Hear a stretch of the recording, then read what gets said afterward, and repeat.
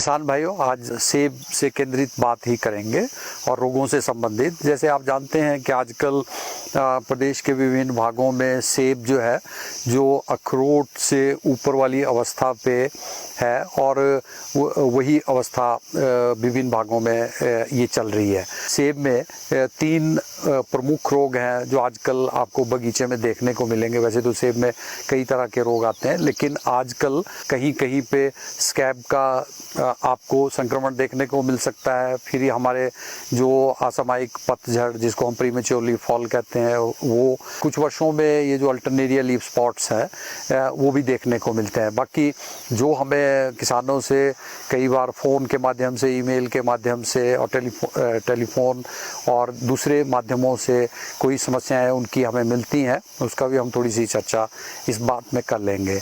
हमें ये देखना है कि अभी जो है, जो अखरोट के साइज़ का फल होता है, उससे 20 दिन बाद की जो स्प्रे की अवस्था है, स्प्रे शेड्यूल में हमें उसको फॉलो करना है। तो उसमें हमें स्कैब के लिए जैसे प्रोपिनेब है, जिनेब है, इसका छिड़काव है, और दूसरा कॉम्बी फंजीसाइड ट्यूबाकोनाजोल और ट्राइफ्लॉक्सीस्ट्रोबिन है, इसका प्रीमेच्योर लीफ फॉल के लिए इसका छिड़काव होता है, इस कॉम्बी फंजीसाइड का। और उसके अलावा जो है कार्बेंडाजिम और फ्लूजिलाजोल का जो कॉम्बी फंजीसाइड है, तो इसका जो है छिड़काव आपने प्रीमेच्योर लीफ फॉल और ये 2 बीमारियों के लिए सक्षम है, जिसमें अल्टरनेरिया लीफ फॉल है।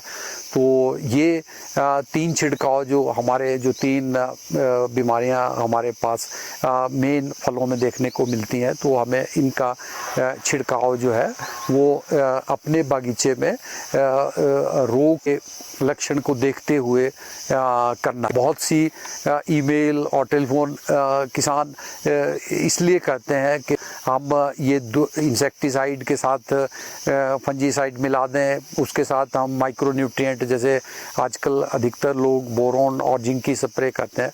आपसे यही कहूँगा कि इसका हम अनुमोदन नहीं करते हैं। और कुछ जगहों पे ऐसा देखने को मिला है कि जब लोगों ने जिंक, बोरोन और फंजीसाइड को इकट्ठे मिलाने का कई जगह मिलाया है, तो उसमें जो है वो पत्तों पे और फलों के ऊपर उसमें फाइटोटॉक्सिसिटी के सिम्टम जो सामने आते हैं। तो उसमें आप देखते हैं कि इसमें जो फल की जो गुणवत्ता है वो काफ़ी प्रभावित हो जाती है। हालांकि इसको अगर उस पर प्रभाव कम होगा फाइटोटॉक्सिसिटी का, तो वो जो फल की बढ़ोतरी के साथ वो ख़त्म भी हो सकते हैं। लेकिन फिर भी हमें जो चीज़ जिसका अनुमोदन नहीं किया गया है इनको मिलाने का, वो हमें नहीं करना है। और बहुत से किसान भाई हमारे पूछते हैं कि हम जो डोडीन है, डोडीन के साथ क्या हम कंटाफ मिला लें, जो हेक्साकोनाजोल होती है। तो डोडीन के साथ हमें कंटाफ नहीं मिलाना है। और वो अगर हमें कोई भी कॉम्बी फंजीसाइड, जैसे मैंने अभी भी जिक्र किया, जैसे लस्टर है, कार्बेंडाजिम प्लस फ्लूजिलाजोल है, तो अगर वो कॉम्बी फंजीसाइड उस अवस्था में चाहिए तो वो मार्केट में उसमें मिलती है कॉम्बी फंजीसाइड, और उसी तरह उसको स्प्रे शेड्यूल में उसका अनुमोदन किया गया है। तो हमें मिलाना नहीं है। और डोडीन और उसके लिए तो विशेषकर मनाही है। किसान भाइयों को यही करना है कि जो स्प्रे शेड्यूल में दिया गया है उसी को, स्प्रे को हमें करना है। और वो भी तब जब हमें लगता है, क्योंकि हम सेब की खेती काफ़ी वर्षों से करते हैं और हमारे किसान भाई बहुत प्रबुद्ध हैं। तो My name is Prabjot Kaur. I study in Agnik Senior Secondary School. So I'm in class 11 and I would like to share my experience with this school. Agnik School has made me a better person. It has helped me in building a positive attitude towards my studies and discover myself.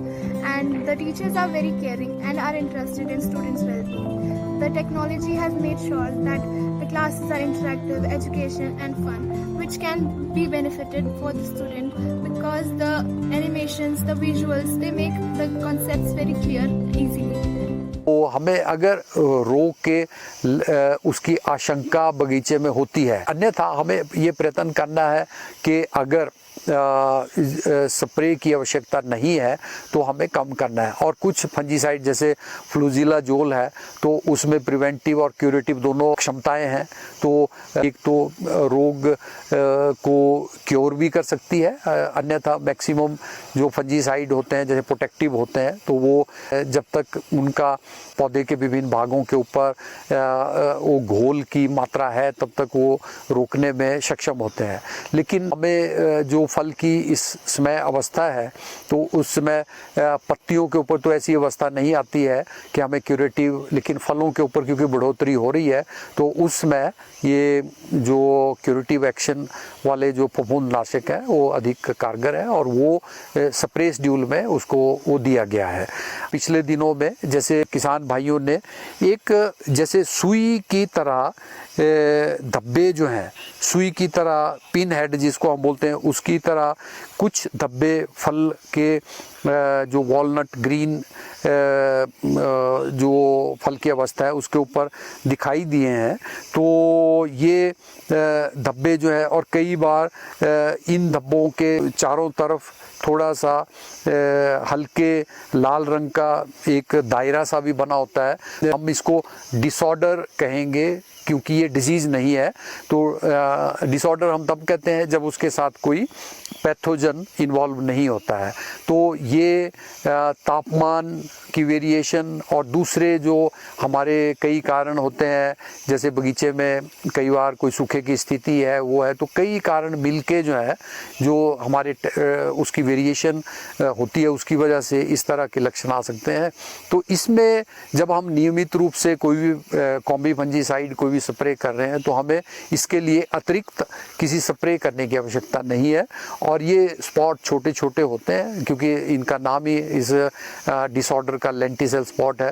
तो जैसे फल की आकार बढ़ेगा तो वो जो छोटे छोटे स्पॉट हैं वो सतह से खुद ही नीचे उसे निकल जाएंगे उसकी सतह से, और जो फल की गुणवत्ता है उसके ऊपर कोई प्रभाव जो है वो नहीं पड़ेगा। जैसे अभी हमने किसान भाइयों के लिए जून में एडवाइजरी जारी कर दी है, तो वो हमारा जो यूनिवर्सिटी का वेबसाइट होता है उस पर भी उपलब्ध होती है।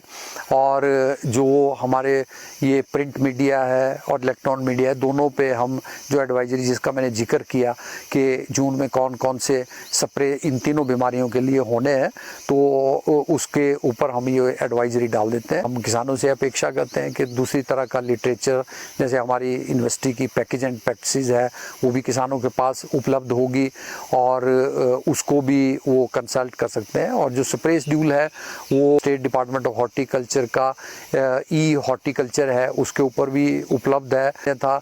जो भी हमारे बागवानी अधिकारी फील्ड में कार्यरत हैं उनके पास भी इसकी प्रिंटेड कॉपी जो है उपलब्ध रहती हैं, तो उसको भी वो कंसल्ट कर सकते हैं। हमें पता है कि ये जो बीमारियां हैं ये जब अधिक नमी होती है, बारिश वाला मौसम होता है तो उसके साथ ये वो होता है। तो आजकल जो भारत सरकार द्वारा जो मौसम की जो सूचना है वो हमें काफ़ी एक हफ्ते के पहले तक मिल जाती है और हमें उसका पता होता है कि भाई इस तरह का बादल बारिश वाला इस तरह का मौसम रहने वाला है। तो उसको भी हमारे किसान भाई उसको ध्यान में रख सकते हैं ताकि वो उस तरह से अपने स्प्रे शेड्यूल का वो निर्धारण कर सकें कि हमें स्प्रे जो है कब करनी है। और इसी तरह के उपायों को ध्यान में रखते हुए और किसान भाई जो है अपने जो फलों की है वो पूरी देखभाल बगीचों की करें। कहीं पे उनको कोई प्रॉब्लम आती है तो बीमारियों की प्रॉब्लम आती है, कीड़ों की प्रॉब्लम आती है, या जो हमें छिड़काव करते हैं दूसरे माइक्रोन्यूट्रिएंट्स वगैरह के, तो जिन जिन विभागों से संबंधित हैं, जैसे माइक्रोन्यूट्रिएंट का वो फ्रूट साइंस विभाग से कीड़ों का है तो एंटोमोलॉजी विभाग से और बीमारियों का लगता है तो वो प्लांट पैथोलॉजी विभाग से। किसानों से ये आग्रह करूँगा कि वो जब भी कोई सिम्टम्स वगैरह और वो पत्तियों में देखते हैं ऐसे रोगों के, क्योंकि जो हमारे प्रमुख रोग हैं उनके तो लक्षण उनको तकरीबन याद होंगे, तो वो हमारे जो कृषि विज्ञान केंद्र हैं, जो क्षेत्रीय अनुसंधान केंद्र, तो इस तरह कहीं भी। और ऐसा नहीं है कि अगर वहाँ पे हमारे जो पालमपुर विश्वविद्यालय है उनका भी कहीं पे कृषि विज्ञान केंद्र है तो वहाँ पे भी संपर्क कर सकते हैं, क्योंकि वहाँ पे भी उसी तरह के विशेषज्ञ मौजूद होते हैं।